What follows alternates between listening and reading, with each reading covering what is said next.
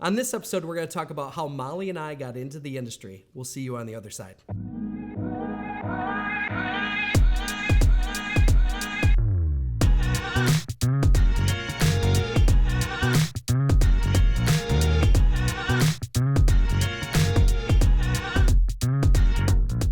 Welcome back to Lovin the Lakeshore, episode number 17. This one is a really exciting video. We get to share with you guys where it all began for us and how we got into the finance and the real estate field. Brian, your story is one of my very favorites. Really humble beginnings and just an amazing future. So you started off. Tell us where it all began for you. Kind of all started when I was, before I was even a teenager. My dad was a builder, and I got to meet a lot of different real estate agents when my dad would build houses and they would come to sell them. So I just kind of found it was a natural progression. My parents encouraged me to do an internship when I was in high school. Amazing. And so I ended up doing an internship that translated into me getting my real estate license right out of high school. So that was 19 years ago. So incredible. I'm about 20 years in the business, and it was not always rosy. My dad told me when I was 3 years into real estate that I've been successfully operating a nonprofit for 3 years in a row. How many houses did you sell your first year? First year I sold one home. So there's hope for you. You know, I gave that first customer a lot of time and attention. So.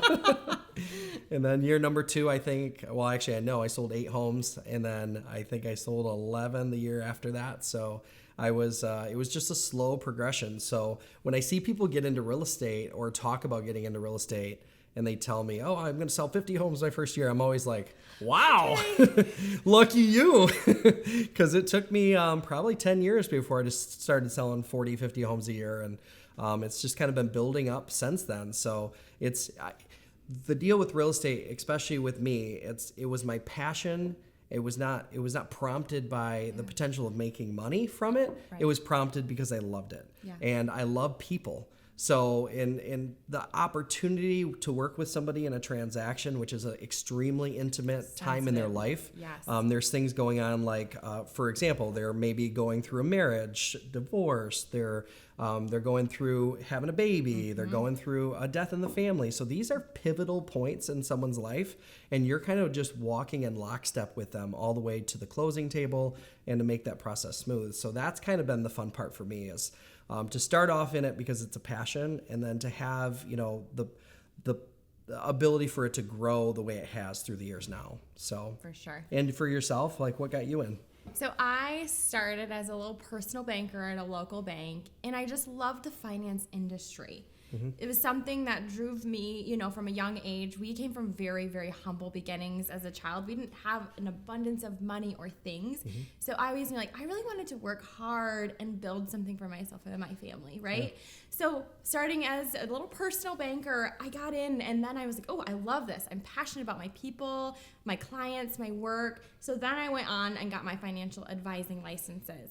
That was not my niche. That I did not excel at. So I was like, okay, maybe that's not it. And that's okay, right? We're allowed to fail, stumble, and pivot. Yep.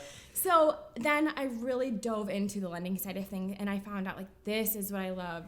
Just like you had said, you are helping people with such an important thing. It's just fun. It is so exciting. We're building trust. We're building friendships and relationships that last forever. And it gave me the ability to be mom, too. I mean, I remember getting into this, having my second baby, worried, how am I going to work full-time, mom full-time, you know, like home full-time, housewife full-time, all of the things that I had to figure out how to juggle.